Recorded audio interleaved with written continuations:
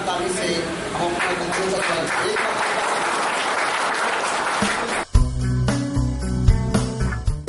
पर हम लोग पावर पॉइंट प्रेजेंटेशन पर हम लोग बात करेंगे। तो थोड़ा सा हम जान लें कि एनर्जी एफिशिएंट टेक्नोलॉजी क्या है, इसको करने से हम क्या फायदा होगा, इसके बारे में जानकारी आपको देंगे। कोई भी चीज जो फोर्स बोलते हैं ताकतवर, अगर किसी चीज को हिलाता है और वो डिस्टेंस मूव करती है, मतलब एक जगह से दूसरी जगह जाती है, हिलती है, उसका कुछ मतलब उसमें मूवमेंट मैकेनिकल होता है, तो हम कहते हैं कि वर्क डन हुआ।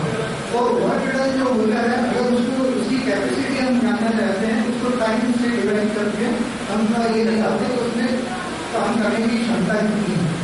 तो जो वाट या किलो वाट आपके लोड आप इलेक्ट्रिकल देखते हैं, ये क्या है, ये लोड है, बल है, और उसको अगर आवर से हम मल्टीप्लाई करते हैं कि कितने कैपेसिटी टू वर्क इस एनर्जी, मतलब हम आप कितनी जगह एक जो स्थिर वस्तु है उसको कितना हिला सकते हैं। जैसा कि विदित है कि हम लोग यहाँ आए हैं एक विषय पर चर्चा करने, जो विषय बहुत ही सार्वजनिक है और बहुत ही हम लोगों से जुड़ा हुआ है। हम लोग मतलब आप लोगों से जो उद्यमी बंधु हैं, और खासकर वो उद्यमी बंधु जो माइक्रो एंड स्मॉल इंटरप्राइजेज चलाते हैं। मैं लार्ज और मीडियम की बात नहीं कर रहा हूँ, बहुत बड़े बड़े हस्ती होते हैं, उनको छोटी छोटी नुकसान का बहुत मतलब नहीं करता। लेकिन जो छोटे उद्यमी हैं, उनको अगर छोटा छोटा नुकसान भी होने लगे तो उनकी स्थिति डगमगा जाती है, उनकी नैया डूब जाती है। इसके लिए भारत सरकार ने प्रावधान किए हैं, और वस्तुतः यह देखा गया है कि जितने भी सूक्ष्म लघु मध्यम उद्यम पूरे भारतवर्ष में है, उसमें एनर्जी लॉसेस लोग बहुत ज्यादा करते हैं। एनर्जी लॉसेस का मतलब हुआ, जो जैन साहब ने बताया कि एनर्जी लॉस नहीं होता है, ट्रांसफॉर्म होता है, बहुत समझाना सही है, लेकिन आप उसको ट्रैक नहीं करते। आपको जितना चाहिए वो करके और बाकी चीज वो दूसरे फॉर्म में चली जाती है, दूसरे फॉर्म में चली जाती है, जो आपके लिए यूजफुल नहीं होता है, तो वो आपके लिए लॉस है, क्योंकि उसका पैसा आपको देना पड़ेगा। और जब उसका पैसा आप देते हैं तो वही चीज पैसा आप देते हैं तो अपने प्रोडक्ट को उसका कॉस्ट जोड़ देते हैं, और जब अपने प्रोडक्ट को उसका कॉस्ट जोड़ दिया तो आपका प्रोडक्ट कॉस्ट बढ़ गया, और जब प्रोडक्ट कॉस्ट बढ़ जाता है तो आपके प्रोडक्ट को कौन परचेज करेगा? लार्ज इंडस्ट्री वाले तो काफी इफिशिएंट एनर्जी लगा के यूज करते हैं उसी चीज को, तो उनका प्रोडक्ट कॉस्ट। दूसरा चीज ये जब ले लीजिए तो 20% बिहार सरकार से भी कोशिश करेंगे प्लांट एंड मशीनरी पर सब्सिडी मिले। हमारा जो होगा वो मॉडर्नाइजेशन के लिए, मतलब आधुनिकीकरण, कुछ नया मशीन खरीदे उसके लिए, और बाकी बिहार सरकार से दिलाएंगे, पहला। दूसरा ISO 9000, अब एक ठान लीजिए कि हमको ISO 9000 लेना है, तो जब कहिएगा आदमी यही के नालंदा के हैं, पिछले बार भी हम नंबर दिए थे, एक भी कॉल नहीं आया, मतलब कि इससे पता चलता है कि आप इच्छुक नहीं है। बारकोड का भी अगर आप कहिएगा तो बारकोड का एक सेमिनार हम यहाँ कर देंगे। बारकोड की जरूरत पड़ेगा जब आप इंटरनेशनल मार्केट में जाइएगा, या नेपाल ही जाइएगा, बांग्लादेश जाइएगा, तो वहाँ आपको बारकोड का जरूरत पड़ेगा, उसका भी पैसा हमारे यहाँ से आपको मिल जाएगा, ठीक है।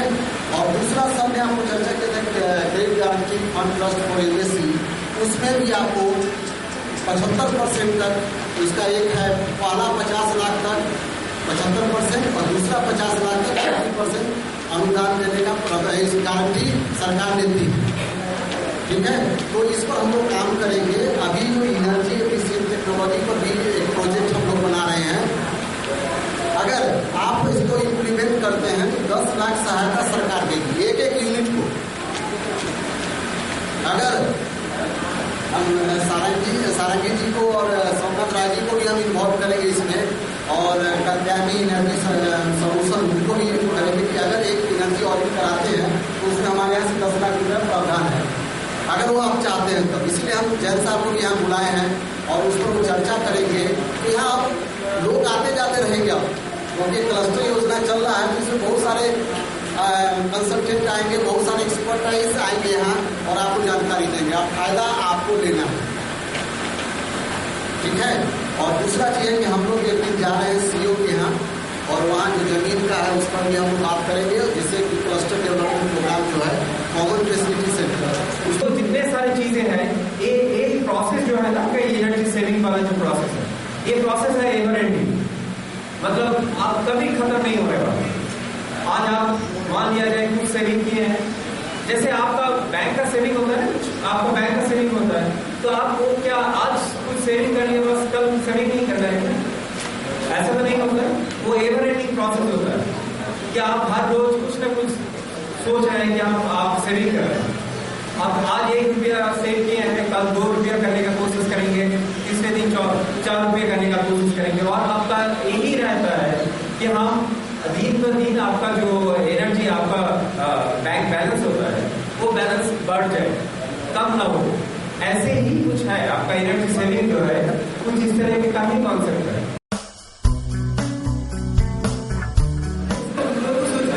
पेट्रोल का सप्लाई बढ़ेगा, जितना भी पेट्रोल मिल रहा है, वो जितना भी डीजल मिल रहा है, उसका कीमत बढ़ रहा है। पर क्या हम उसका खर्चा कम कर सकते हैं?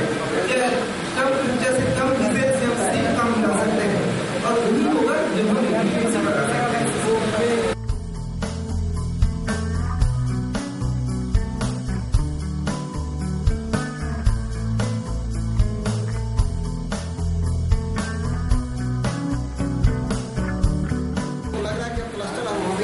पड़ेगा मोरा तलाव और इसको दोनों को, क्या कि काम होना बहुत जरूरी है। और जब काम होगा तब आपका अपना वेबसाइट बनेगा, ठीक है, और उससे लोगों तक पहुंचाना है। ये सारा चीज अभी जो हम ले रहे हैं रिकॉर्डिंग, ये सब डॉक्यूमेंट्री फिल्म बनेगा और हमारे डिपार्टमेंट को हम भेज रहे हैं, और इस डॉक्यूमेंट्री फिल्म को 15-20 मिनट करके उसको हर चैनल पर हम इसको चलाएंगे। ये भी हम लोग डिजाइन इंजीनियरिंग का भी कर रहे हैं और इसका भी, दोनों का। और उसमें अभी मुकेश जी से बात हुआ, सीपी वाले जो बनना है कुछ स्कीम्स, इस पर भी हम लोग चर्चा करेंगे, एक एक करके बढ़ेंगे। दूसरा जो नेक्स्ट है प्रोजेक्ट 10 लाख का, एक इंडिविजुअल के लिए है। आपको उसमें क्या करना है, 20% देना है। 10 लाख सरकार देगी, 20% आपको देना है।